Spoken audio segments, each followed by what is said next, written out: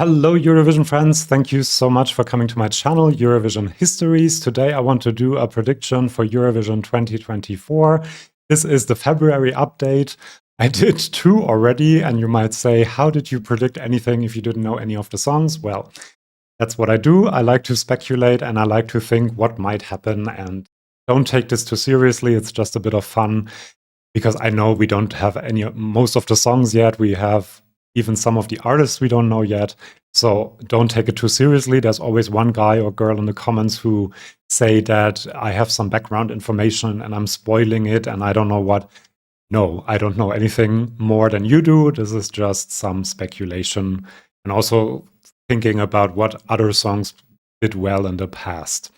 So I have 8 countries that I think have a good chance to do well at Eurovision at the moment for different reasons, and I'll let you know in a minute. By the way, I'm a bit surprised that Germany is 8th in the odds because we have not done well in the last couple of years, and Rick's song is nice, but I don't see it as a Eurovision winner, really. But we shall see tonight when he performs in the German national final, which he would have to win first.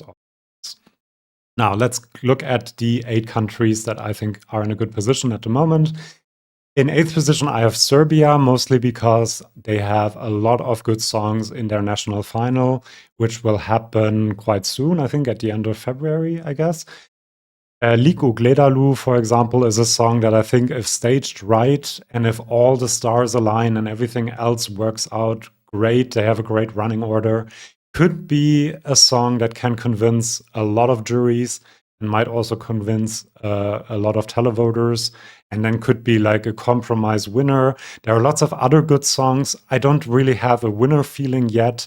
We have Constructor, of course, who might do well, who came 5th the last time she participated. So Serbia, I think, is in it with a chance, but it's a bit of a long shot at. Then I have Croatia, mostly because of Baby Lasagna, because Rim Tim Tagidim is a good song. I think if this is staged well, if he can perform this well, he seems like a very charismatic guy. So I think if they manage to stage this well, I think it could be in contention, because it's the kind of song that will get a lot of televote, I think. It has a message, it's fun, it's entertaining. It seems like a light song, but also has a message, so I don't think the juries will be turned off by it. It's also in English, which might help with the juries a bit. So I think Baby Lasagna might be in it with a chance. Again, a lot of stars have to align, a lot of things have to happen for that to become the reality, but I think it could, and that's why it's there. Then in 6th position, I have the United Kingdom going down 5 places from my last prediction, where they were number 1. And this tells you how much speculation is in these videos. I heard the snippet and I thought it was good. I wasn't sure whether it was a verse or the chorus. I now think that it is actually the chorus of the song, and that leaves me a bit underwhelmed, unfortunately. I still have it in the list because I think Ole Alexander is an amazing artist, great performer, impressive stage presence. I saw this performance with Elton John where he really shines.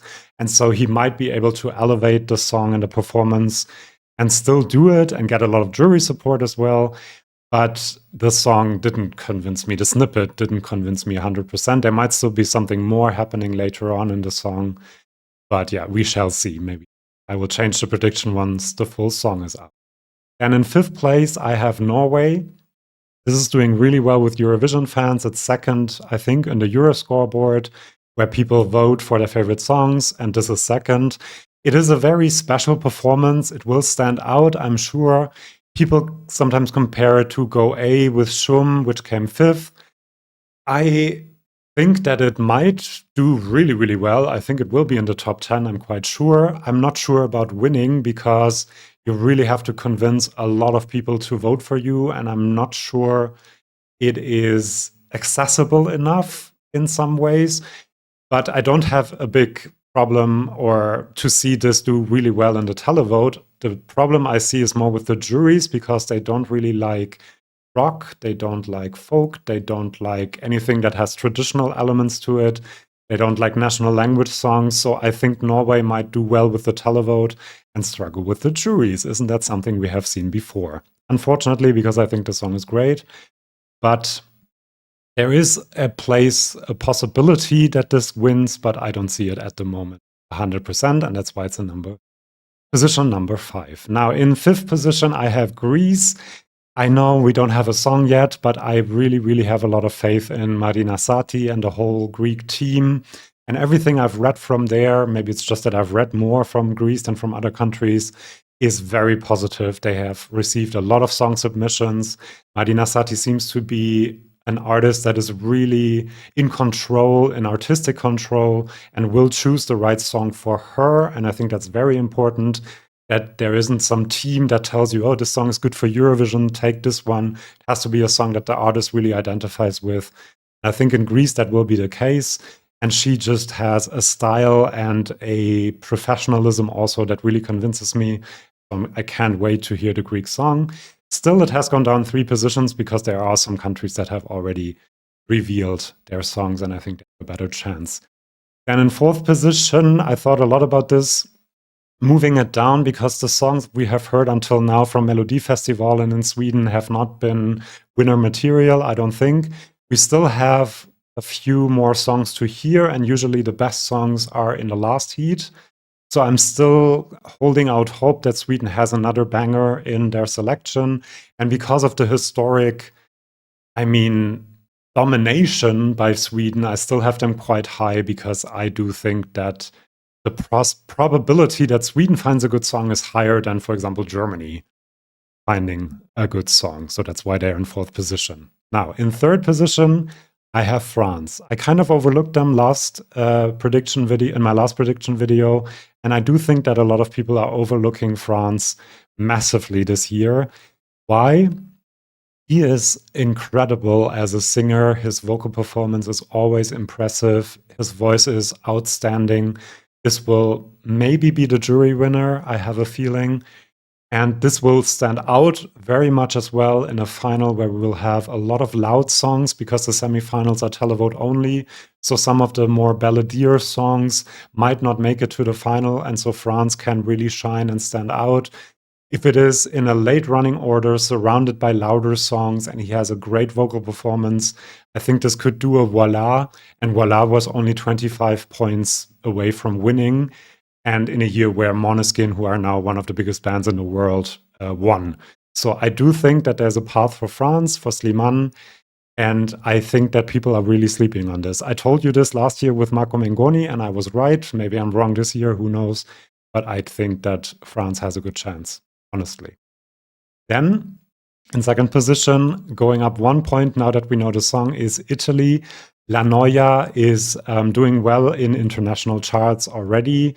I said in my rating video that this is a song that can appeal to both the televote and the jury vote, because it has a message, it has a great performer, a good vocal performance, it sounds current, but it also has traditional elements. It's kind of a song that is like from all around the world in a way. There are elements from Spain, from Latin America, from the Caribbean. It sounds a little Balkan to me, Middle Eastern, but also very Mediterranean. So I think it can appeal to a lot of different demographics and also regions in Europe. And that's a great start.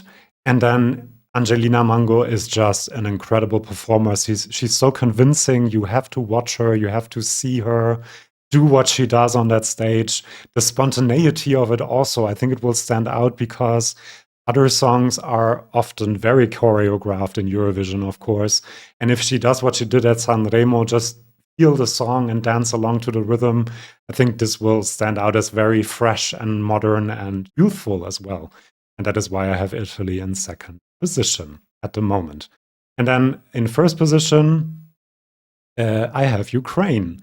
New entry. I kind of didn't think of them in the last prediction video, but now we have the song, and it is a bit like Italy, combining many different things that can appeal to televoters and jury voters. You have the rap that is very good. You have 2 very professional, experienced artists and vocalists, in the case of Jerry Heil at least, and a very experienced rapper with Alyona Alyona. It has a message, it has a feel to it that is very particular and will stand out, I think. And so I do think that Ukraine at the moment has the chance. of winning Eurovision for all of these reasons. Please let me know in the comments who you think has the best chance at the moment. Again, this is a lot of speculation. I don't have any background information. Don't get worked up about it. But yeah, this is a bit my opinion. Let me know in the comments what you think, and I'll see you for my next video. See you then, and bye-bye.